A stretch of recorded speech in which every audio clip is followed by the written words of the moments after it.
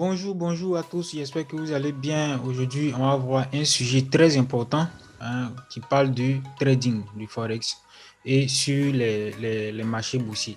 C'est un sujet que les gens n'abordent pas dans le milieu du trading. Donc, on va voir un peu comment bien placer son stop. Donc, aujourd'hui, dans cette vidéo, je vais vous montrer comment placer son stop afin que le professionnel ne puisse pas venir chercher ce stop. Afin que votre stop, quand le professionnel vient le chercher, pour lui, ce n'est pas logique. D'accord? Donc, l'espace que le marché vous donne, c'est dans cet espace-là que vous avez le point clé où vous devez placer votre stop afin que le professionnel ne vienne pas le chercher. Sans plus tarder, on va voir comment bien placer le stop. Alors, supposons que nous sommes dans une tendance haussière. Supposons que nous sommes dans une tendance haussière, d'accord, où nous avons pulsion, correction. Nous avons pulsion, correction, pulsion, d'accord, correction et pulsion. Donc, supposons que dans ce mouvement haussier, vous avez pris une position à la hausse, d'accord. Supposons que votre position se trouve ici, à ce niveau. Comment placer son stop dans ce mouvement-là afin de pouvoir bénéficier des autres mouvements à venir? Parce que nous sommes dans une tendance haussière, nous allons avoir une continuation de tendance, d'accord, jusqu'à ce que cette tendance-là nous donne l'impression de se terminer quand nous nous retrouvons dans un range au-dessus du plus haut. Voilà. Donc ici, comment est-ce que vous allez placer vos stops? Regardez un peu. Nous sommes dans un mouvement haussier. On voit que les plus hauts sont de plus en plus hauts, d'accord? Et les plus bas sont de plus en plus hauts. Et sur quoi vous devez prêter attention dans ce mouvement? Nous avons un mouvement, d'accord, qui nous a donné un plus haut. Donc, 1.0. Ensuite, un autre point 0. Et un dernier point 0. D'accord? Un avant-dernier point 0. Ensuite, nous avons le dernier point 0 qui est là. Celui-là. Donc, supposons que votre position se trouve ici. Vous êtes rentré ici à l'achat, vous avez investi $10. Donc, votre stop, c'est votre objectif, c'est de pouvoir bénéficier de tout ce mouvement-là pendant qu'il n'est pas encore là. Donc, quand le marché décale de votre position, dans tout ce mouvement aussi là, nous avons une barre sur laquelle le professionnel, en investissant ici, il a investi une fois, ici, il a investi deux fois, et ici, dans ce mouvement-là, il va réinvestir. Pourquoi? Parce que nous avons le premier point 0, d'accord? Quand le professionnel, il introduit une tendance, ce n'est pas de s'arrêter aussi en coup de route, d'accord? On est tous d'accord. Donc, le professionnel, il met l'initiative dans un mouvement pour que le mouvement, la tendance puisse aller encore plus haut ou encore plus bas. Donc, dans ce mouvement-là, le professionnel est censé soutenir sa tendance, d'accord? La tendance qu'il a initiée lui-même. Donc, il a un objectif à atteindre qu'il doit soutenir à tout moment pour que cet objectif-là arrive à son terme. Donc, si nous avons ce point 0, tout le monde voit ce point 0, y compris le professionnel, y compris les spéculants, tout le monde voit ce point 0. Donc, quand le professionnel il investit ici à l'achat et que vous rentrez en même temps que lui, il va effectuer un signal, d'accord, d'achat.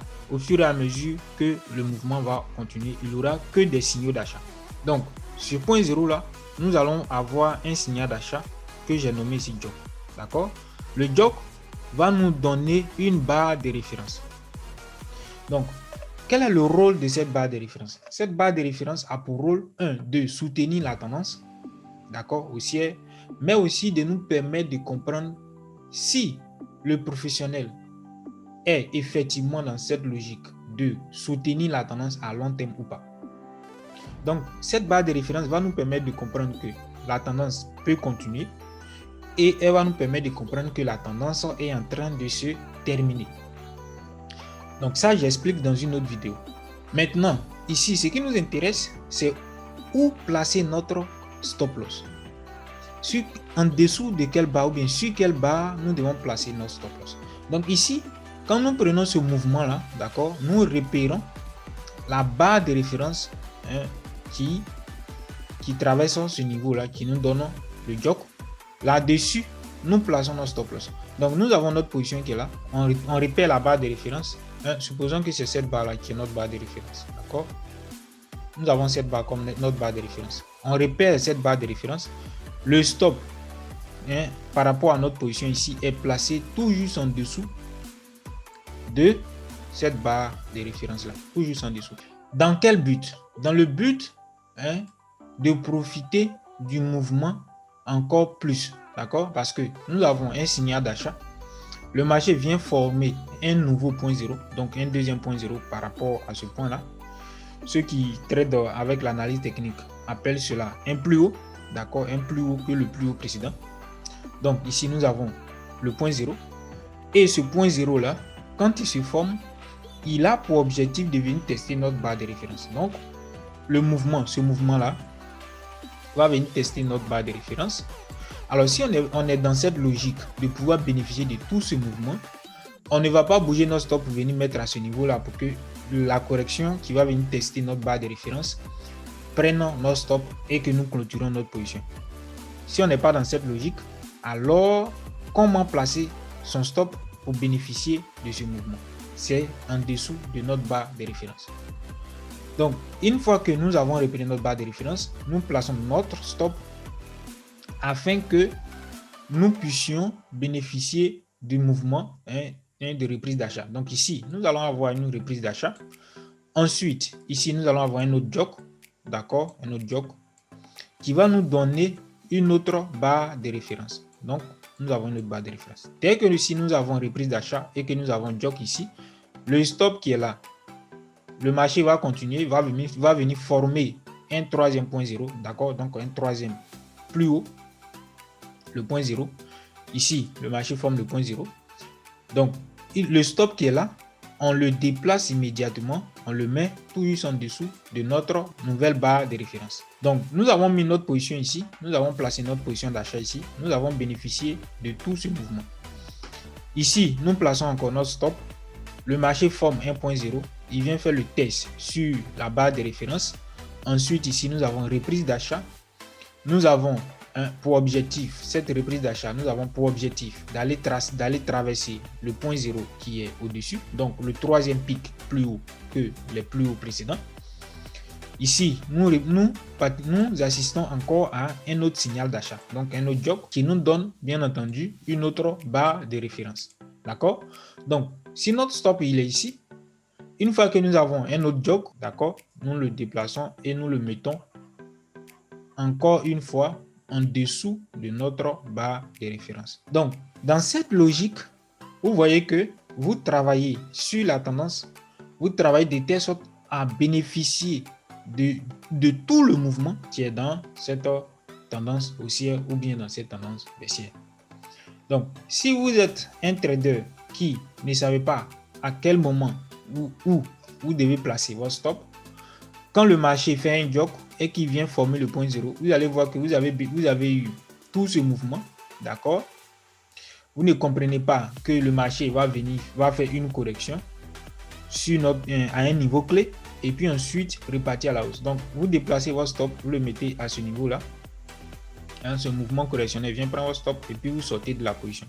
Ensuite, quelques jours, bien quelques heures, quelques semaines, vous voyez que le marché repart au-dessus du point zéro, là où vous avez clôturé votre position. C'est parce que vous n'avez pas cette culture de placer votre stop loss afin d'attendre et de bénéficier du mouvement en entier. Ce qui devient intéressant, c'est quoi? C'est que nous avons notre dernier point zéro. D'accord, 1, 2, 3, 4.0, le dernier point 0, le voici. L'objectif du professionnel, c'est de toujours traverser le point 0.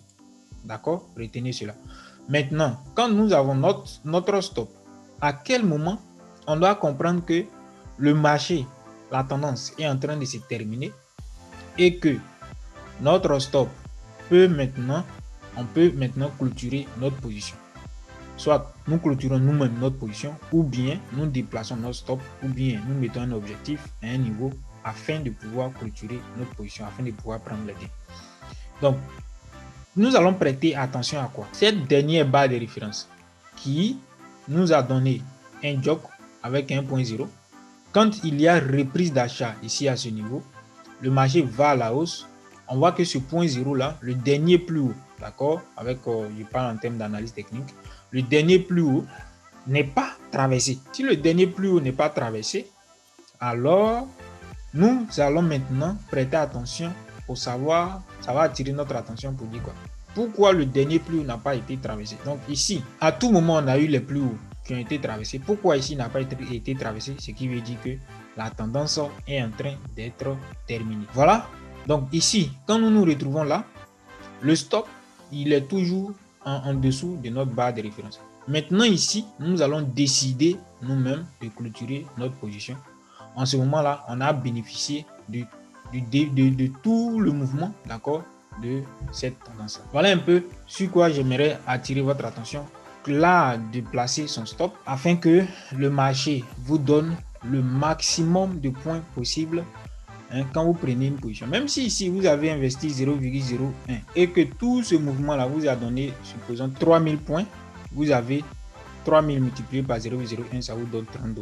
Vous avez gagné 30 $ sur tout ce mouvement. Voilà un peu comment est-ce qu'on place le stop, d'accord, dans une tendance haussière ou bien dans une tendance baissière. Mettez un like, abonnez-vous, partagez la vidéo.